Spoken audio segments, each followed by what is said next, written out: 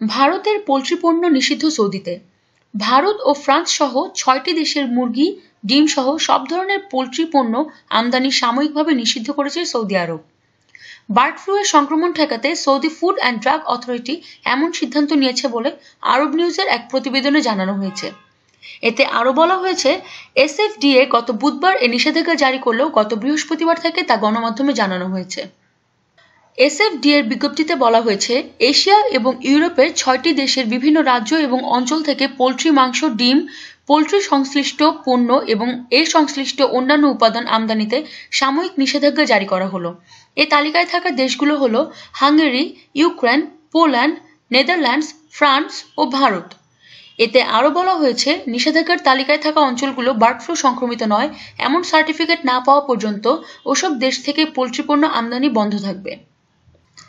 Saudi আরবের একজন ঊর্ধ্বতন কর্মকর্তা জানান, বার্ড ফ্লু সংক্রমণ ঠেকাতে পোল্ট্রি পণ্য আমদানিতে এ নিষেধাজ্ঞা জারি করেছে এসএফডিএ।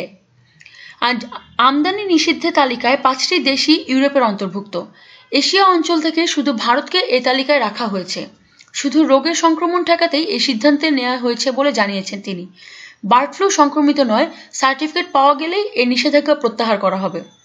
প্রসঙ্গত, বিশ্বের সবচেয়ে বেশি ব্রয়লার মুরগির আমদানি করা দেশের তালিকায় দ্বিতীয় স্থানে আছে সৌদি আরব। নিত্য নতুন আরও খবরের জন্য আমাদের সঙ্গেই থাকুন এবং সাবস্ক্রাইব করুন।